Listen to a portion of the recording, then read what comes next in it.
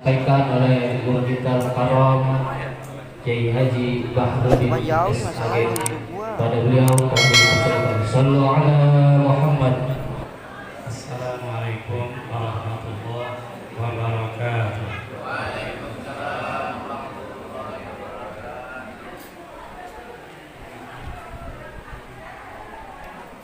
Alhamdulillah, alhamdulillahi nahmaduhu wa nasta'inuhu wa nastaghfiruh wa na'udzu billahi min syururi anfusina wa min sayyiati a'malina.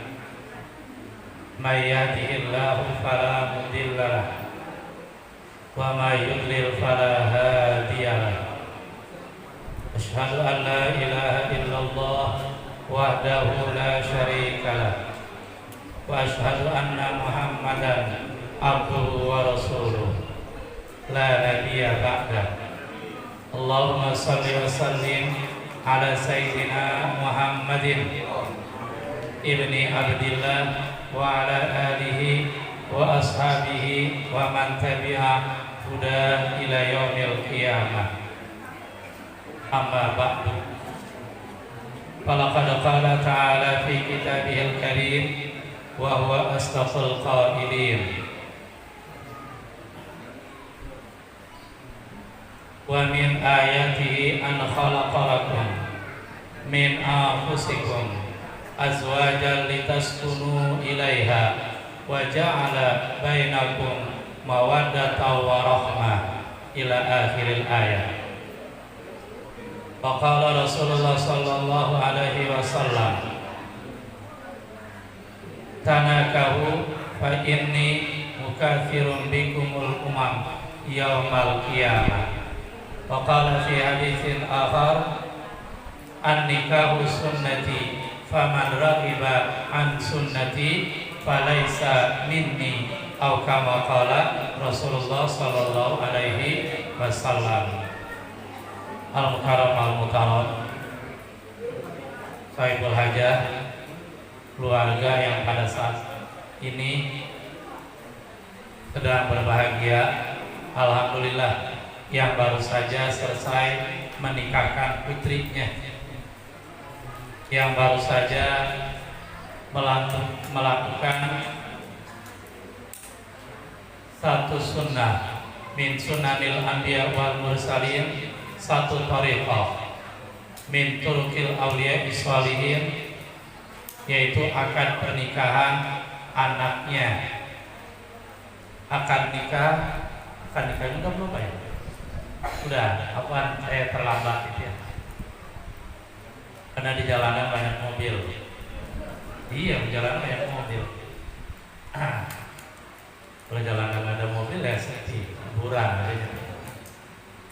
Al-Mukarram al-Mukarram yang sama-sama kita muliakan, Bapak keluarga besar Bapak Haji Nawawi, yang alhamdulillah baru saja beliau selesai menikahkan putri beliau. Kita doakan mudah-mudahan Ananda yang baru saja selesai akad nikah, yang sudah menjadi halalan thayyiban mubarakan fi untuk suaminya. Apa nama suaminya lupa siapa ya? Irsan. Iya, Irsan. Alhamdulillah baru saja selesai akad pernikahan. Kemudian al-mukarramun al-mukarramun, seluruh alim ulama, asatidz, para hujaj, para hadirin yang alhamdulillah baru saja kita saksikan selesai akad pernikahan, yang baru saja kita menghadiri satu acara yang mulia, yaitu acara akad nikah. Mudah-mudahan dengan hadirnya kita di acara akad nikah ini, kita bisa menikah kembali. Salah Pak ya? Nah, mudah-mudahan pernikahan yang telah kita lakukan dulu, yang pada saat ini kita bukan lagi pengantin baru, tapi pengantin yang sudah basi, pengantin yang sudah bau balsam, pengantin yang sudah bau koyor dan seterusnya. Tapi mudah-mudahan dengan kita menghadiri akad pernikahan ini, Allah Subhanahu wa taala melanggengkan rumah tangga kita. Allah Subhanahu wa taala menjadikan rumah tangga kita, anak dan cucu kita terus langgeng nanti sampai di surga jannatin naim. Amin ya rabbal alamin. Pak, mau Pak keluarganya nanti masuk surga bareng? Bu, mau nggak Bu masuk surga bareng? Ya, kita jadikan rumah tangga kita sebagaimana rumah tangga Rasulullah SAW. Kita ikuti bagaimana cara berumah tangga Rasulullah, yang walaupun dalam sejarah dikatakan Rasulullah itu kamar pengantinnya kecil banget, kamar pengantinnya sederhana banget, tidak mewah, tidak lux, tidak dihiasi dengan perhiasan dan seterusnya. Tetapi dari mulut Rasulullah SAW keluar satu bahasa yang sangat indah, yang melukiskan betapa rumah tangga beliau adalah rumah tangga yang diwarnai, yang dikaruniai samawa. Apa samawa Bu? Bu, samawa apa? Samawa apa samawat? Samawa, bukan samawa. Samawa apa? Langit, jama daripada sama. Yang rumah tangga beliau diwarnai dengan samawa, sakinah, namanya apa? Mawaddah wa rahmah. Di rumah tangga beliau, masya Allah ya. Oleh karena itu, baik bagi kita pengantin yang sudah basi, yang sudah kolot, yang sudah lama banget, khususnya bagi pengantin baru, pesan saya adalah sering-seringlah berkaca, bercermin dan pelajari bagaimana cara rumah tangga beliau, rumah tangga Rasulullah, yang memang kita mau contoh siapa lagi dalam rumah tangga. Betul apa betul Pak? Mau contoh artis, ya kebablasan. Apalagi yang sekarang artis lagi ngetren apa tuh? Menikah dengan berondong. Betul Bu? Betul? Artis bercerai, janda menikah dengan berondong. Tapi masih hebatan kita dulu. Kita orang dulu kalau yang namanya berondong bukan dinikahi tapi diapain? Dimakan karena berondong gitu. Yang sekarang masih ada nggak berondong? Ada banyak kalau kita mau cari kayak.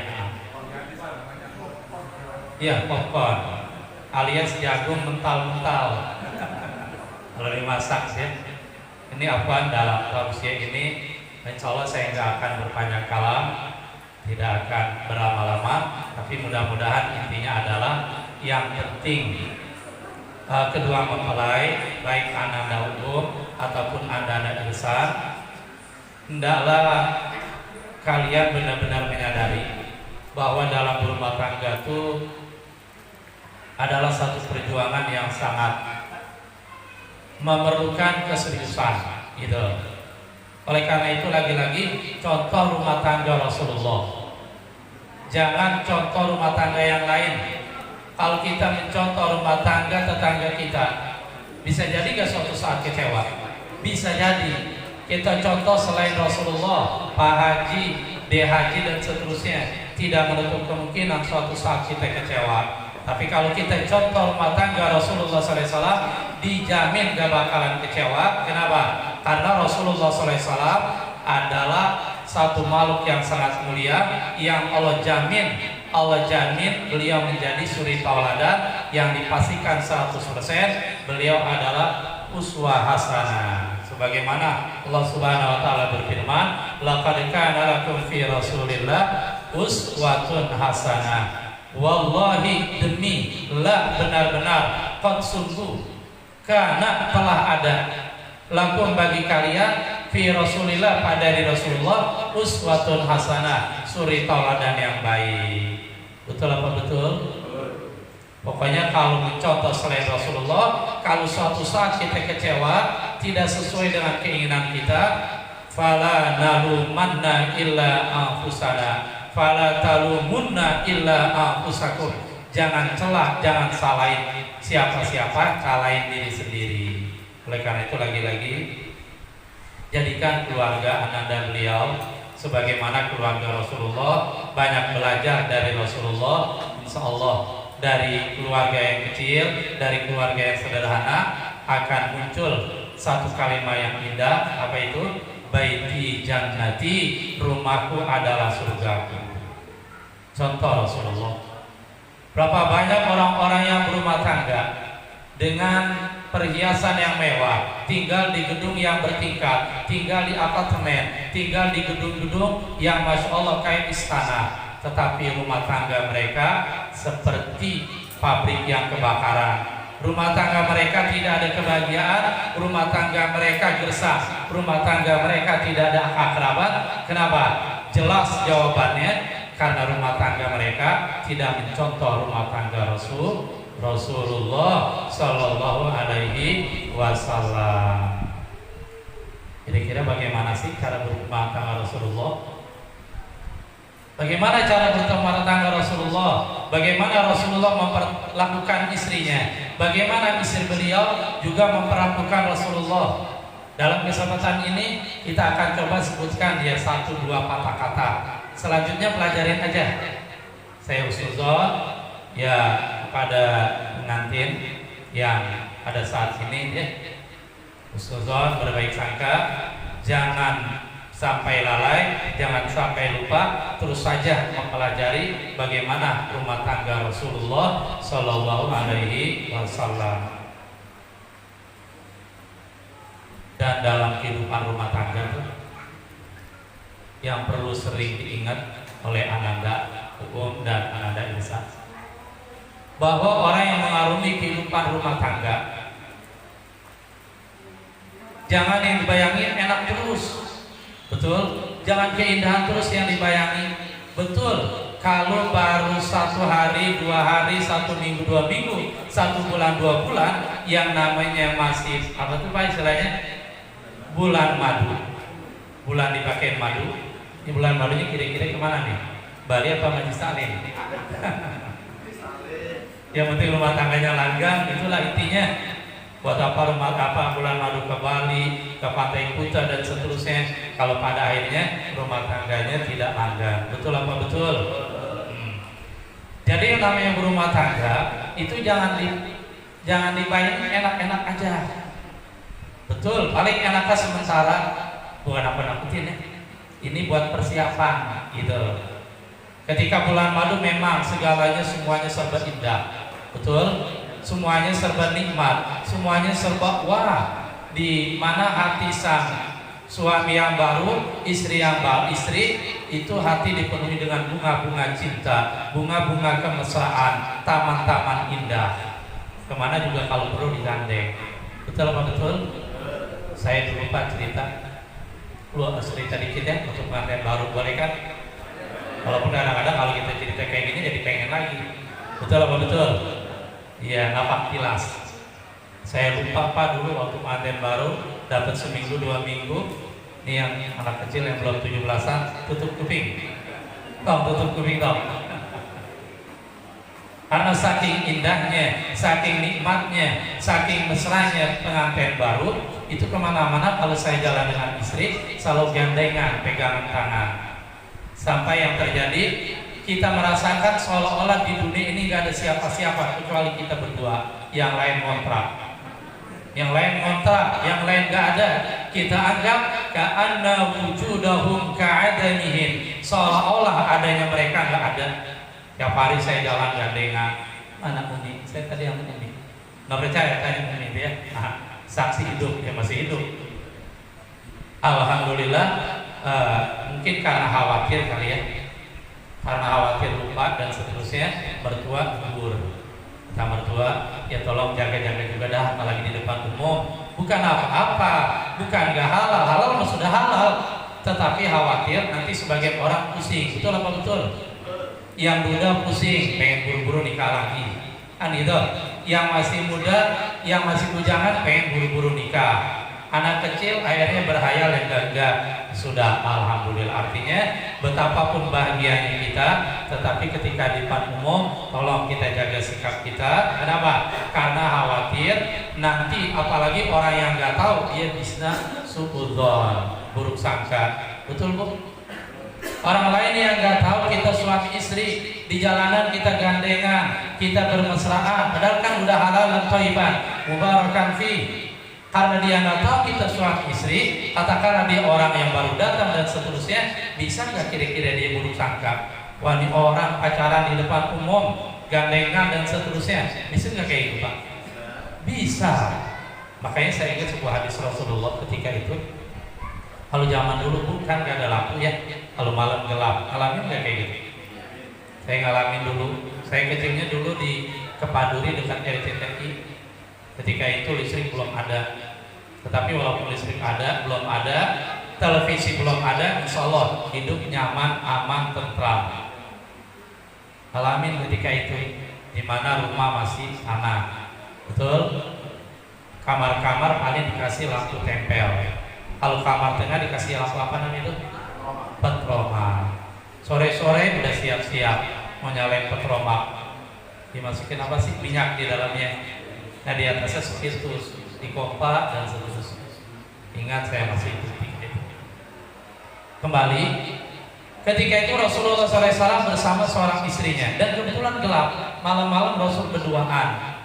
Karena gelap tidak jelas dan seterusnya, tiba-tiba ada seorang sahabat lewat dan yang dia tengetin Rasul, cuman wanitanya dia nggak tengetin siapa perempuannya. Sampai sahabat tadi begitu di jalan pelan-pelan dekat ke Rasulullah, kata sahabat tadi, ya Rasulullah saya kira nama siapa, ternyata istri sendiri gitu. Artinya apa? Karena kejadian ini Rasulullah mengatakan ini istri saya, ya sudah kamu langsung jalan. Karena kejadian ini Rasulullah suka berpesan, janganlah kamu melakukan satu perbuatan walaupun itu mubah, halal, kalau pada akhirnya menjadikan orang lain suudzon. Kira-kira betul nggak Pak? Kalau ada salah ya mohon dibuka pintu maaf yang seluas-luasnya. Jadi nggak selamanya enak, ya. Pengantin baru itu pengantin yang paling enak, betul ya? Apalagi yang namanya MP, apa MP itu Pak? Melrose Place. Madrasah Pembangunan, malam pertama, the first night. Itu udah semuanya sangat indah dah, gitu ya. Yang namanya pengantin baru, yang namanya malam pertama, dia pengen dunia ini malam terus, betul? Dia berharap matahari gak muncul pada subuh harinya. Dia berharap matahari itu besok gak muncul, siang gak ada, malam terus. Dia berharap bagaimana malam itu terus abadi selama-lamanya. Subuh tidak ada, matahari tidak muncul. Keluarlah dari mulut mereka, ya lailutul, ya naumusul, ya subuhkif, la tatluhi. Kalau orang Arab bilang gitu Pak. Nah dengar nggak kata-kata tadi? Ya lailutul, wahai malam, terus panjang selamanya. Kelas, ya naumusul, wahai rasa kantuk, tidur, zul, hilang kamu, jangan sampai ngantuk. Ya subuhkif, wahai subuh, jangan muncul, jangan terbit, wahai fajar sodik, ente jangan muncul. La ya subuhkif, la tatlu'i, jangan terbit. Betul apa betul kira-kira gitu? Apa udah lupa Pak ya? Udah lupa? Ya wajar manusia ya. Nah itu keindahan-keindahannya. Salah satu ujian dalam rumah tangga. Lanjut. Kita yang kuat. Salah satu ujian dalam rumah tangga begini. Biasanya seseorang, baik pria ataupun wanita, sebelum dia berkeluarga, sebelum dia diikat dalam ikat akad pernikahan, yang kalau secara fikih apa sih yang namanya nikah? Apa nikah? An-nikah lughatan ad-dhammu.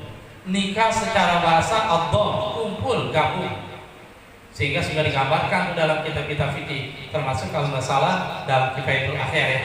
Dikatakan di sana tanakahatil asjaru ay dhamma ba'duha bi ba'din. Artinya pohon-pohon tadi saling menikah. Maksudnya indoma ba'duha bi ba'din. Sebagian pohon tadi dia cabangnya, batangnya kumpul, cabangnya bergabung dengan yang lain. Jadi an-nikah lugatan apa? Abdomu, kumpul. Secara bahasa. Kalau nikah secara istilah apa? Masih ingat nggak? Kalau nggak salah begini ya. Nikah secara bahasa dikatakan ibahatul waqin bilafzi inkahin au tazwijin. Ibahatul waqin atau akdun yatadammanu ibahatul waqin, satu akad transaksi yatadammanu yang dia mengandung, mencakup ibahatul waqin, dibolehkan hubungan biologis, bilafzi inkahin, dengan menggunakan redaksi ingkah, angkah tuka wazawajatuka, baru kita bilang qabiltu nikaha wa tazwijaha bil mahril mazkur dan seterusnya. Yatadammanu ibahata ingkahin, ibahata waqin, mengandung kebolehan hubungan biologis dengan menggunakan lafaz ingkah. Betul nggak Pak? Betul. Jadi salah satu rintangan pernikahan ini saya kasih tahu kepada kedua mempelai khususnya, sebelum kita menikah, waktu kita single, itu biasanya kita selalu hidup dengan gaya kesendirian, daya diri kita. Kita sering memikirkan diri kita, yang kita urus diri kita, yang pentingkan diri kita. Begitu juga yang perempuan sama.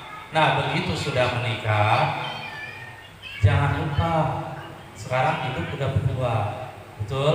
Ada suami istri, ego-ego, sifat-sifat yang mementingkan diri sendiri, pelan-pelan kikis dan buang jauh-jauh. Bahwa kita sudah hidup berdua, suami istri, di mana begini? Problem rumah tangga itu biasanya seorang suami punya sifat tersendiri, punya ego sendiri. Seorang istri begitu juga. Nah, begitu udah jadi suami istri, jangan lagi hidup seperti lagi sendiri. Betul apa betul? Ingat udah ada istri, ingat udah ada suami, sehingga pelan tapi pasti harus belajar bagaimana menjadi suami yang baik, bagaimana menjadi istri yang baik. Kenapa? Karena sekarang mah udah nggak single lagi, udah punya pasangan masing-masing. Oleh karena itu, dalam kehidupan berumah tangga seringkali penghulu mengatakan kalian akan mengarungi bahtera rumah tangga. Betul Pak? Bu? Jadi orang berumah tangga itu diibaratkan begini, di sebuah lautan, samudra luas, airnya banyak. Nah, di sana ada sebuah kapal perahu. Seorang suami menjadi apa? Nakodanya, dia megang setirnya. Itu perahu mau kemana? Mau ke pantai bahagia, mau ke pantai kesengsaraan, mau ke pantai ujung yang pulau yang di sana kebun kosong nggak ada siapa-siapa, yang ada ketek, nyetmot dan seterusnya. Itu tergantung suaminya yang menakodai, yang menyetir perahu tadi.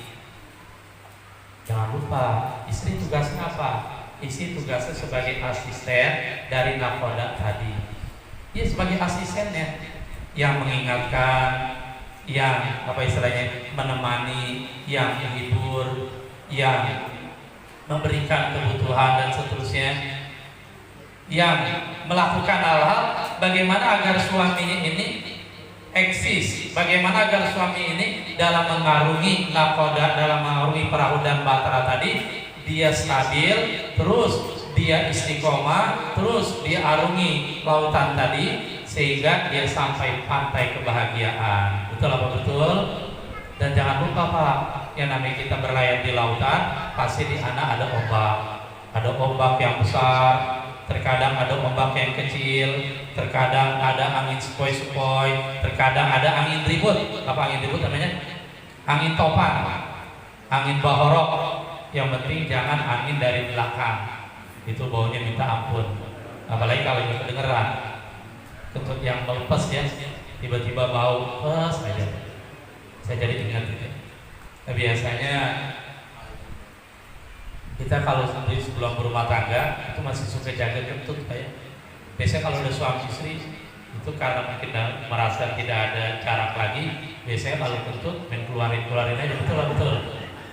Ya nggak apa-apa, silahkan saling menikmati suami istri. Cuma tolong kalau di depan anak jangan begitu. Bodo amat. Kentut aja, brebet aja. Ya jangan, depan anak mah jangan.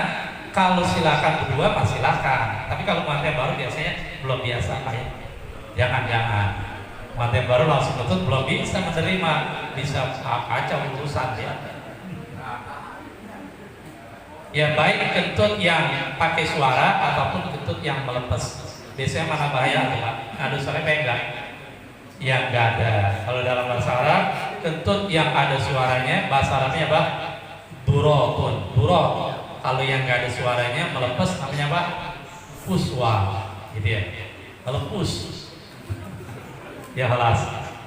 Jadi dalam mengarungi bata rumah tangga, perahu, kapal dan seterusnya jangan lupa di sana siap-siap ada ombak besar, ada ombak kecil. Begitu juga dalam rumah tangga siap-siap. Ini mau buat siap-siap bukan nakut-nakutin.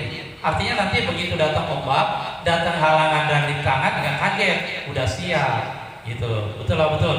Nah suami dan istri tadi harus pandai-pandai mengemudikan bahtera tadi, perahu tadi, kapal tadi. Siap berjuang, bismillah.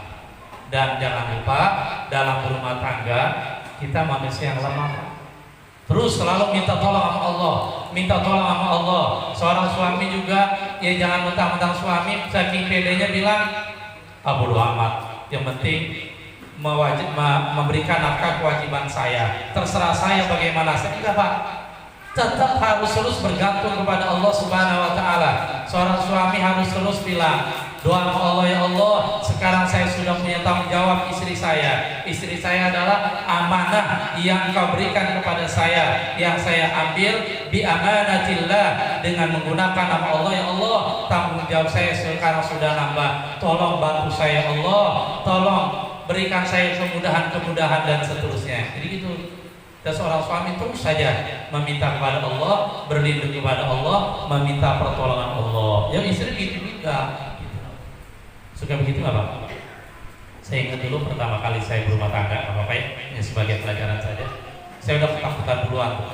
Wah, ini jangan-jangan punya anak lama nih. Ya walaupun pada hakikatnya dapat anak cepat, dapat anak lama, atau dapat anak dikit ataupun banyak, Allah yang atur. Tapi ini kan bicara syariat.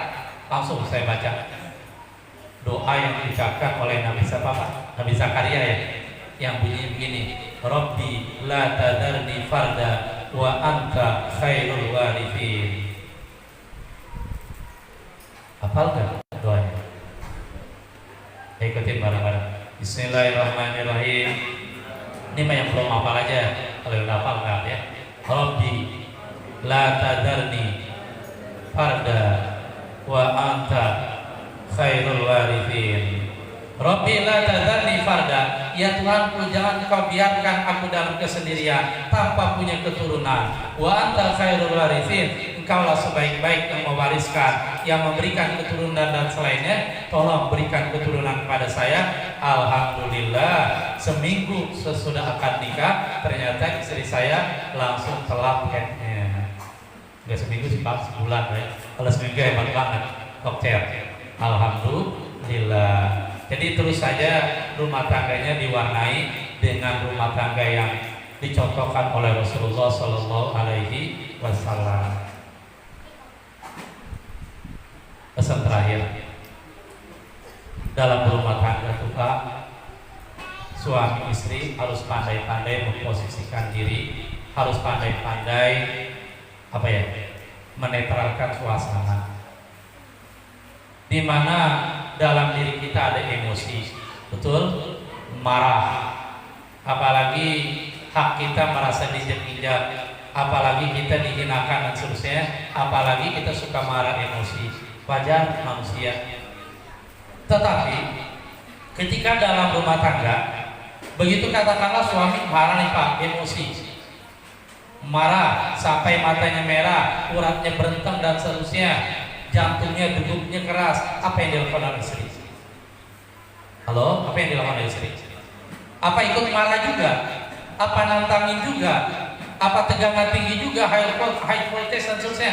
Jangan. Kalau suami lagi marah, dia ibarat lagi berapi-api, lagi bakar emosinya. Nah, seorang istri ketika itu berperan, dia harus menjadi air yang sejuk, air embun yang sejuk yang menyirami suaminya. Dia dibaik-baikin suaminya, bagaimana emosinya tuh tidak melonjak-lonjak, disiram emosinya dengan air kasih sayang, dengan air mawaddah warahmah. Mudah-mudahan tadi emosi tadi menjadi reda. Itu caranya. Kalau suami marah, betul, istri ikut marah, malah semakin tinggi nadanya, apa yang terjadi? Sudah Pak, perang dunia terjadilah serangan Rusia kemana tuh? Ukraina, acak-acakan pak rumah tangga. Betul apa betul? Api dilawan api, kebakaran. Begitu juga kalau istri lagi marah, ya namanya apa lagi? Perempuan Pak. Perempuan itu lebih banyak menggunakan logika apa perasaan? Perasaan. Saya nggak cerita banyak tentang hadis Rasul tentang perbandingan akal dan nafsu pada laki perempuan. Pokoknya intinya adalah begitu istri kita lagi marah, kita sebagai suami jangan ikut marah. Jangan ikut terbakar juga, kacau seluruhnya. Terjadilah perang, kacaulah, maka olenglah bahtera tadi. Tetapi apa yang terjadi? Suami juga harus ngademin istrinya. Betul apa betul? Saya ingat cerita Rasulullah SAW. Sesudah Rasulullah bertemu dengan malaikat Jibril, diturunkan wahyu yang pertama, Iqra bismi rabbikal ladzi khalaq ila akhiril ayat, dan seterusnya. Nabi dalam keadaan gemetar, Nabi dalam keadaan ketakutan, Nabi mengalami pengalaman yang baru, melihat malaikat Jibril dan seterusnya. Nabi takut Pak, buru-buru dari Gua Hira dia pulang ke rumahnya, ke istrinya. Siapa istrinya kira-kira waktu itu? Khadijah Al-Kubra.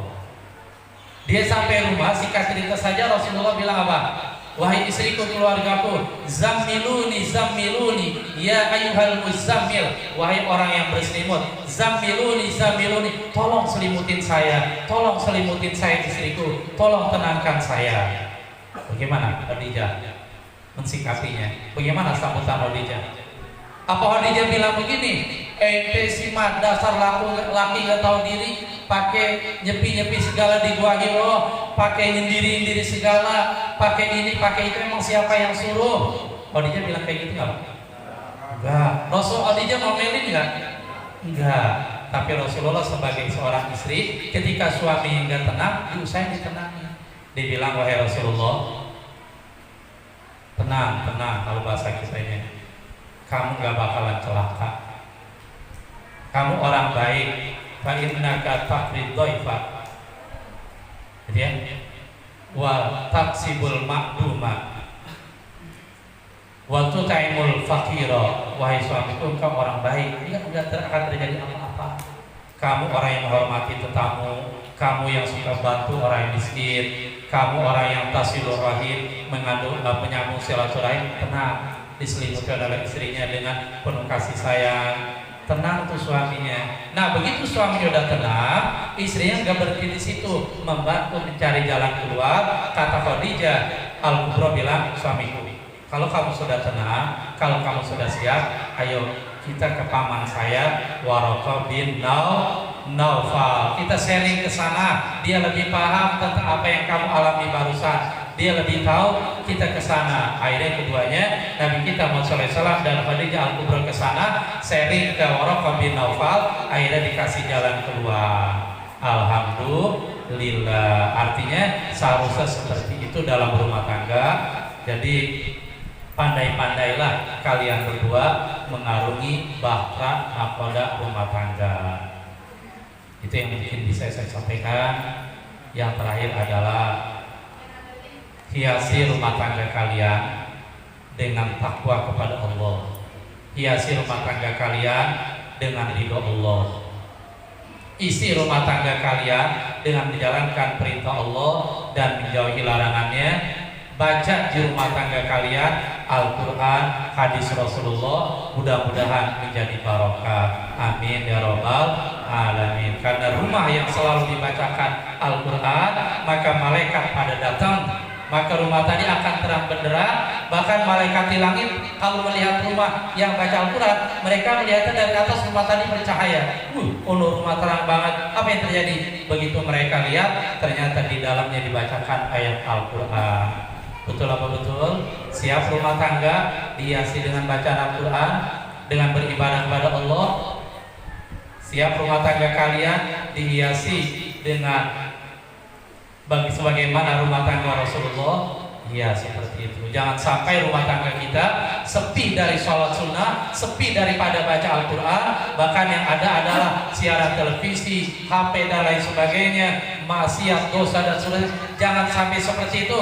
Malaikat akan kabur, malaikat akan menghindar. Bahkan yang terjadi apa? Yang masuk adalah setan, genderuwo, jin iblis dan lain sebagainya. Kacau rumah tangga yang seperti itu. Mudah-mudahan baik bagi kita yang sudah lama berumah tangga, lebih-lebih yang baru, kita niatkan dalam mengarungi bata rumah tangga semata-mata beribadah kepada Allah, meraih mawaddah sakinah warahmah, dan hiasi rumah tangga kita dengan Al-Quran, dengan ridho Allah. Jadikan rumah tangga kita sebagaimana Rasulullah Shallallahu Alaihi Wasallam. Itu yang bisa saya sampaikan. Mohon maaf kalau agak kelamaan.